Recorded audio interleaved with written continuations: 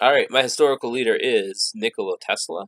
He was born in 1856 in Yugoslavia, finished his education in the University of Prague in 1879. He is an electrical slash mechanical inventor, and he's actually the person who designed and created alternating current, which is what we use in our houses and in many different industries all over the world. He first started working for the Continental Edison Company in Europe, I think, and he from the start he started creating or improvising on induction motors, which were motors used with direct current, which is what the Edison company was kind of pushing, was the direct current. And so he made improvements on those, and he also tried to get his ideas for alternating current pushed through.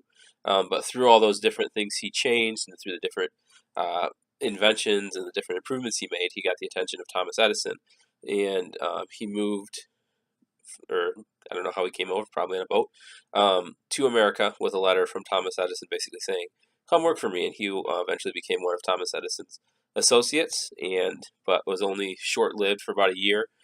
They couldn't work together that well. Tesla was a dreamer. He wanted to make all these things and invent, and Edison was more of a businessman trying to figure out how we could make money with our inventions. So they did split. Also, the difference in alternating current and direct current made it so that their ideas weren't always that compatible, because something I'll talk about right now. When he left the Thomas Edison Company, he started working, or he got backing from a number of financiers and technicians, and founded the Tesla Electric Company. With that, and with that backing, he was able to start creating, sorry, improving alternating currents, or polyphase alternating currents, and the equipment to make them transmittable over long distances. In that time period, the different industries were looking for a way to take electricity and transfer it far distances.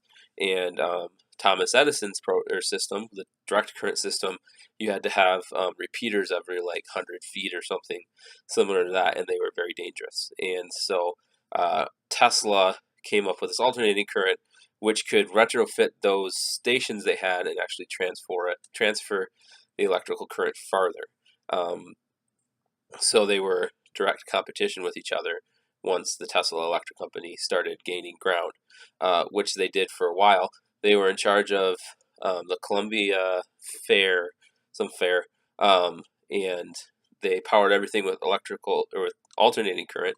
And Thomas Edison actually refused to allow them to use the Edison light bulb, which is one of the best things he's known for. And so Tesla's just like, okay, I'll just make my own, and he made his own bulb that worked with alternating current. So that was a very big competition. Unfortunately, Tesla, like I said, was not that great-minded in business and in kind of making your products work.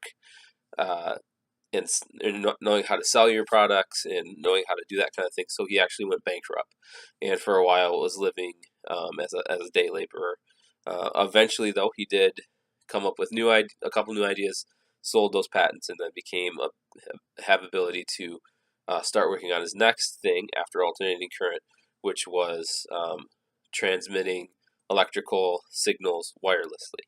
He's one of the founding fathers, I don't know if that would be the right word for that, of wireless communication. He made his he's known for having created a remote control boat, basically, which sounds nothing for us, but for back then in the 1800s, it was huge. He controlled a boat from 40 kilometers off the shore of like New York. So he got that wireless communication started, and there's actually a bit of an argument of whether he was the person who created a circuit that is basically still in radio stations everywhere, or if somebody else did. And it's a whole patent fight thing that I read about, which is kind of fun.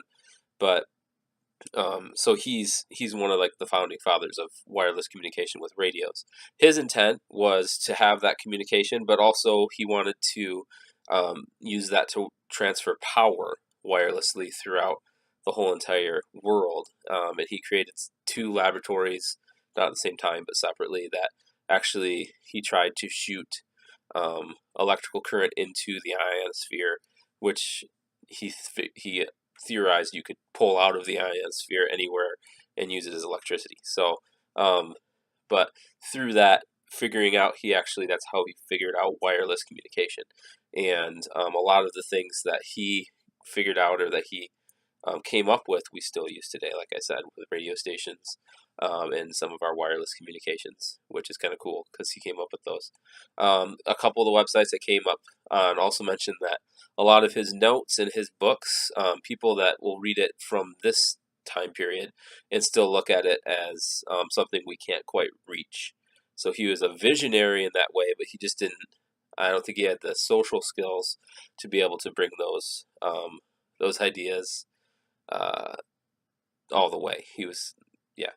So leadership wise, he had vision, like I said, to be able to come up with this alternating current and to be able um, to make his theories work. But I think he was more of a theorist, more of an inventor. He wanted to tinker more than he wanted to lead, and that's probably where he came one of his downfalls, and why we don't hear about him nearly as much as we hear about Edison. Um, so, as a leader, I would say probably the best thing he had is he had a vision for what he wanted to do, and um, that's about it.